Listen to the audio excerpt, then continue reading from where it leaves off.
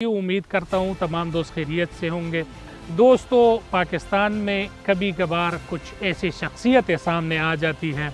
जो कि एक मुतनाज़िया शख्सियत रखती है। इसमें आप तमाम दोस्तों को मालूम होगा कि हरीम शाह का एक मुतनाज़ शख्सियत है और उसके हर बयान में कोई ना कोई मकर व फरेब जो है वो छुपा हुआ होता है। अभी जो है हरीम शाह का ट्विटर अकाउंट से जो कि अभी एक्स हुआ है, एक्स अकाउंट से उसका एक पैगाम जारी हुआ है और उसने ये कहा है कि सलमान खान की रियलिटी शो बिग बॉस में जो है वो मुझे दावत दी गई है और मैं उसके लिए जो है जाने जाऊं या ना जाऊं, राय भी मांगी है उसने। तो इस हवाले से पाकिस्तानी अवाम में जो है एक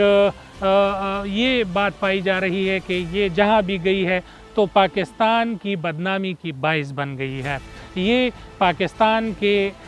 बदनामी की बाइस बन रही होती है और इस तरह बनी हुई होती है कि फिर इंसान कहता है कि क्या करें। इसी तरीके से कुछ अरसा पहले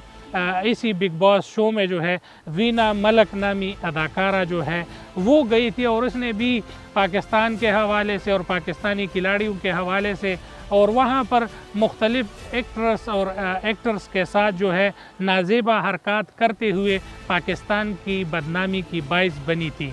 इसी हवाले से अभी हरीम शाह का जो किरदार है हर वक्त उसका शख्सियत जो है मुतनाज़िया रहता है और इस दफ़ा जो है बिग बॉस के रियलिटी शो के हवाले से उसका ये बयान आना तमाम पाकिस्तानी हलकों में, शऊर रखने वाले हलकों में ये खौफ पाया जा रहा है कि ये पाकिस्तानी अदाकारों के ख़िलाफ़, पाकिस्तानी एंकर्स के ख़िलाफ़ और ख़ुसूसन पाकिस्तानी सियासतदानों के ख़िलाफ़ वहाँ पर इसी तरीके से नाज़ेबा अल्फाज इस्तेमाल करती रहेगी और ये बकवासियात जो है इनके मुंह से हम सुनेंगे और ये वहाँ पर शर्मिंदगी की बाइस होगी जिसके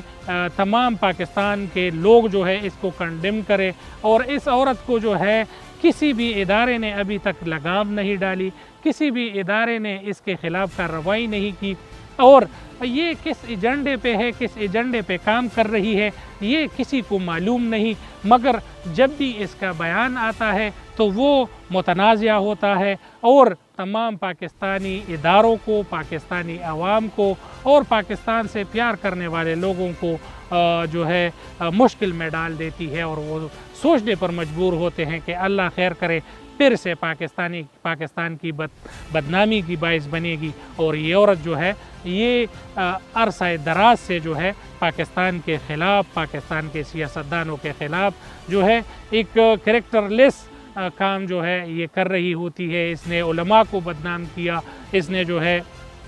सियासतदानों को बदनाम किया और इसका यही काम है। तमाम दोस्तों से गुजारिश है कि इसके ख़िलाफ़ भी आवाज़ उठाएं। बहुत शुक्रिया। अस्सलाम वालेकुम।